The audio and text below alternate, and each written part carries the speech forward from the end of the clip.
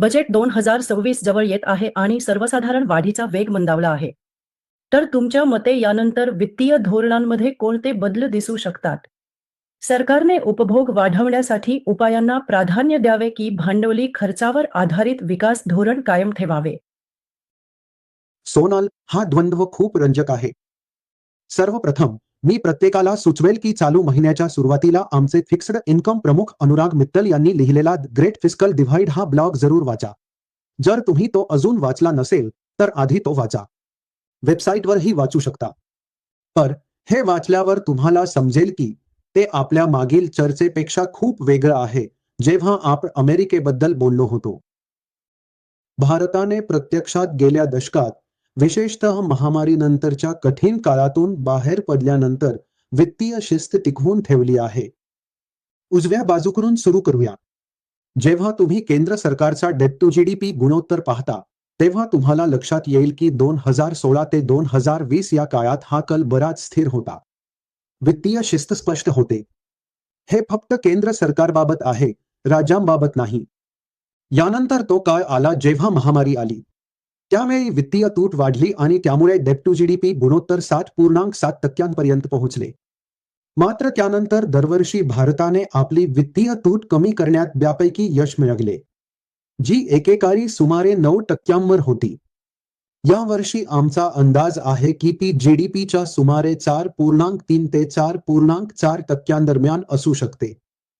म्हणजेच आपण वित्तीय तूट मोठ्या प्रमाणात कमी केली आहे आणि त्यामुळे आता सरकारचे लक्ष डेट जीडीपी गुणोत्तर कमी करण्यावर आहे. सरकारचे उद्दिष्ट आहे की आर्थिक वर्ष 2031 पर्यंत हे गुणोत्तर पुन्हा सुमारे 50% आणावे.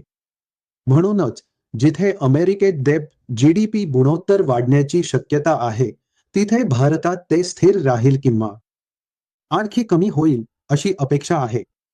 वित्तीय तुटीत फार मोठी घट होईलच असे नाही, पण डेट टू जीडीपी गुणोत्तर नक्कीच कमी होत जाईल हीच सरकारची भूमिका आहे.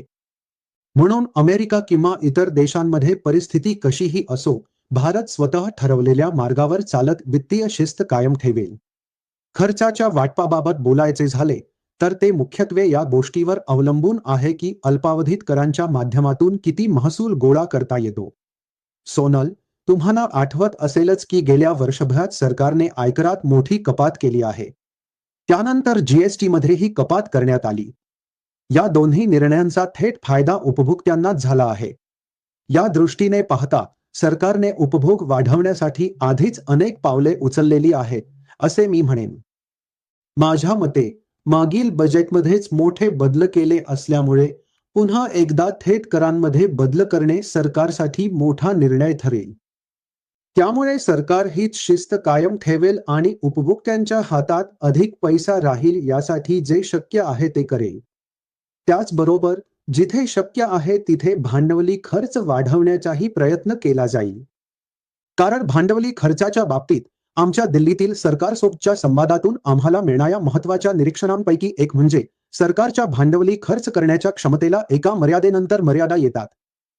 मात्र सरकार खासगी क्षेत्राला भांडवली खर्चासाठी प्रोत्साहन देऊ शकते, जसे त्यांनी पीएलआय योजनांद्वारे केले आहे.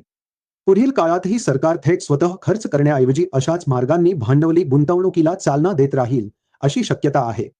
कारण सध्या असे क्षेत्र मर्यादित आहेत जिथे सरकार स्वतः मोठ्या प्रमाणावर भांडवली खर्च करू शकते. म्हणून मला अपेक्षा आहे की ही वित्तीय शिस्त कायम राहील आणि उपभोग व भांडवली खर्च यांच्यात फार मोठा फरक निर्माण होणार नाही. या दोन्ही आघाड्यांवर जे काही शक्य आहे ते सरकार नक्कीच करेल. म्युच्युअल फंडातील गुंतवणुकी बाजारातील जोखमींच्या अधीन असतात. योजनेशी संबंधित सर्व दस्तऐवज काळजीपूर्वक वाचा.